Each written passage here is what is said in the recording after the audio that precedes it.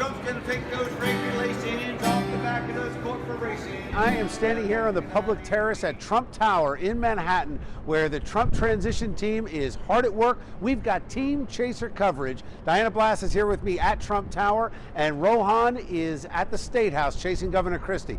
But I want to start to walk you through my sit down with my good friend Kellyanne Conway. Kellyanne Conway, who helped lead the Trump team to victory on election night. She took us for a tour of the war room, well, the old war room, where Donald Trump stood as he watched the returns, making him the president-elect of the United States.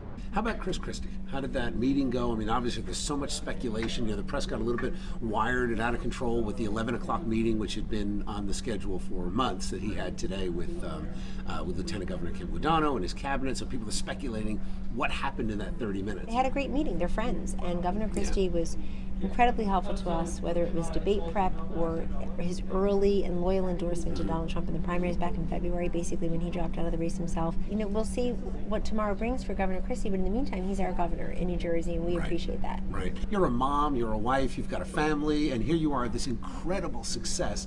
How do you balance it? You balance it by having your priorities straight, and that's not always easy. Maybe sleeping a little less than you'd like, putting those kids first, and then, of course, at this big job as campaign manager to President-elect Donald J. Trump, and now helping him to form his government. Now I want to go catch up with Diana Blass. She's inside Trump Tower. She is watching the VIPs come in and out, visiting with the president-elect and his team. That's right, Bill. I'm back at Trump Tower for now the third week of Trump's transition efforts. First up, we saw Governor of Oklahoma, Mary Fallin, who we're hearing is being considered for Secretary of the Interior. We discussed a wide range of issues and his plan and agenda for America and how I might be able to help. And it was a wonderful discussion. Really enjoyed it. Very excited about the administration. We also saw former Texas Governor Rick Perry. Now, he's under consideration for two posts, one being Secretary of Defense and the other Secretary of Energy. Now, he was in there for a little more than an hour, but when he came out, he didn't say a word to the press. Very interesting. And that's twice as long as Governor Christie spent on Sunday. That is true. Now, I also spoke to former Senator of Massachusetts, Scott Brown. He's being considered to lead the VA. And here's what he said about what he would do to address some of the problems we're seeing. We got to work with the DOD, so when that veteran, soon-to-be veteran, actually leaves the DOD, we know what his or her needs are. There's a breakdown there, so working with obviously the new Secretary of Defense would be, I think, so critical in transitioning that veteran, soon-to-be veteran, into the VA system.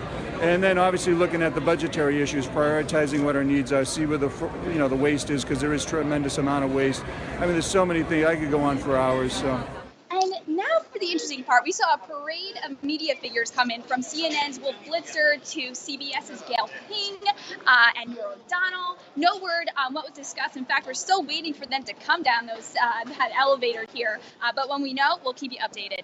All right, so we're standing in front of the now iconic escalator at Trump Tower, where the president-elect made his announcement. So let's go to Rohan. Rohan, what happened at the State House today? Governor Christie had on his public schedule a cabinet meeting with Lieutenant Governor Kim Guadagno. It was closed to the press. He doesn't usually put meetings such as that on his schedule, so I went to his office at the State House to check it out. He wasn't there, so we went on a search for him. I found his security detail outside of the Trenton War Memorial. Went inside. It was confirmed that he was upstairs having that meeting today with the Lieutenant Governor and the cabinet as well.